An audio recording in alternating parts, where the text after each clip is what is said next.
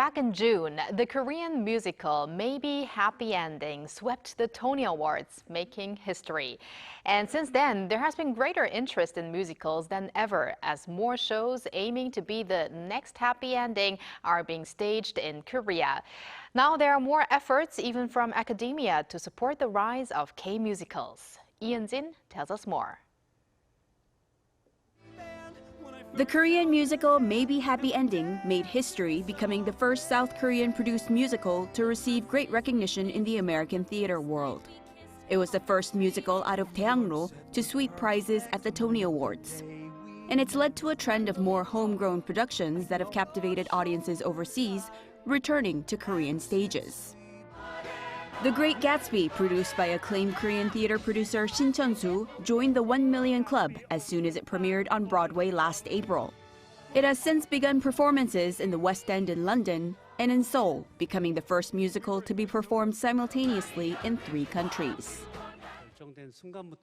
From the moment we decided to bring the show to Seoul, it was a series of fears. It premiered on Broadway, then went to the West End, and I wondered, when it comes to Korea, will Korean audiences truly love this piece? It was a mix of fear, excitement, and nervousness.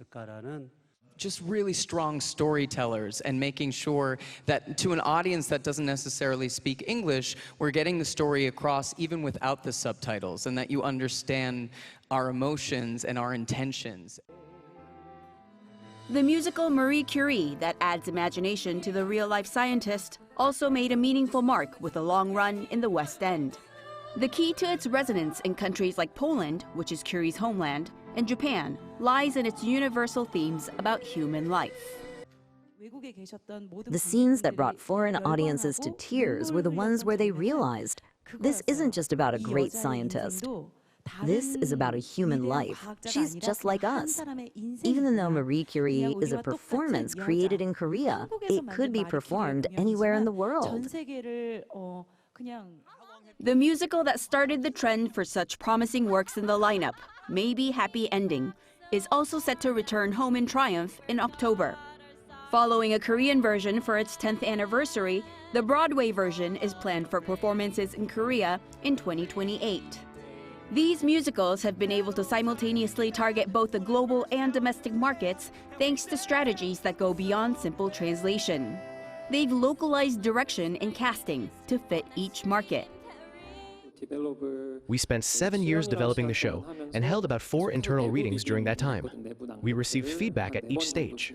For example, there's a song titled Maybe Happy Ending that doesn't exist in the Korean version, but was added for Broadway.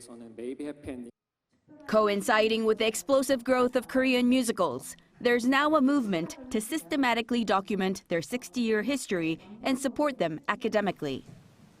As musicals rise in global status and gain more economic and social attention, we're aiming to support the K-musical wave with academic research. The research is scheduled to launch in January next year, with goals including the growth of Korea's markets in musicals, as well as academic expansion of the K-musical phenomenon. This doesn't mean reaching international stages has become easy for all K-musicals. The barrier remains high, and to see another Maybe Happy Ending, it will be essential to strengthen the creative ecosystem, and systematic support is needed for competitive content. Eun-jin, Arirang News.